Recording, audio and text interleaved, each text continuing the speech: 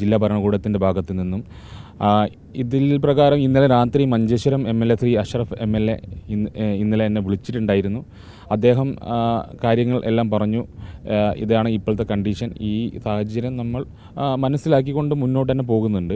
കാരണം ഈ ഡ്രഡ്ജർ ഇല്ലാത്ത ഒരു തെരച്ചിൽ ഇനി ഒരു മനുഷ്യ സഹജമായ രീതിയിലേക്കല്ല കാര്യങ്ങൾ പോകുന്നത്. അത് നമ്മൾ ഉൾക്കൊണ്ട് തന്നെയാണ്, ഇവരെ വിശ്വാസത്തിലെടുത്തുകൊണ്ട് തന്നെയാണ് പോകുന്നത്. തീർച്ചയായിട്ടും 21-ാം തീയതി രാത്രി അദ്ദേഹം ഇവിടെ എത്തിച്ചേരും എന്ന ഉറപ്പാണ് എനിക്ക് തന്നിരിക്കുന്നത്.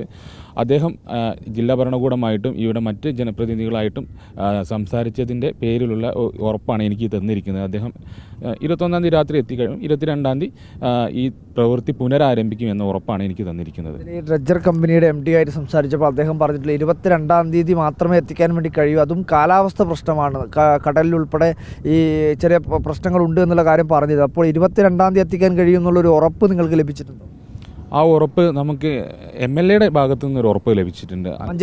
മഞ്ചേശ്വരം MLAയുടെ ഭാഗത്തു നിന്ന് നമുക്ക് ആ ഉറപ്പ് ലഭിച്ചിട്ടുണ്ട്.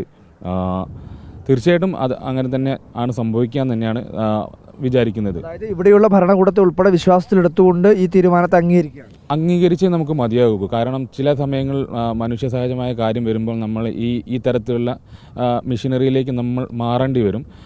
അത് എത്തിക്കാൻ എന്തായാലും ഇത് ആദ്യം തീരുമാനിച്ചതായാലും ചെറിയൊരു കാലതാമസം വന്നു. പക്ഷേ എന്നിരുന്നാൽ കൂടിയിട്ടും നമ്മൾ ഉൾക്കൊള്ളുന്നു. ആ മിഷൻ വന്നിട്ടേ ഇനി നമുക്ക് ഈ ഒരു പ്രവർത്തനം പുനരാരംഭിക്കാൻ സാധിക്കൂ എന്നുള്ളത് തന്നെയാണ് വിലയിരുത്തൽ. ഈ ഡ്രഡ്ജർ കൊണ്ടുവരുന്നത് ഈ ലോറി എടുക്കാനോ മാത്രമല്ല, ഈ പുഴയുടെ അവസ്ഥ പഴയ രീതിയിലേക്ക് ആക്കാൻ കൂടി എന്നാണ് ഞാൻ മനസ്സിലാക്കുന്നത്.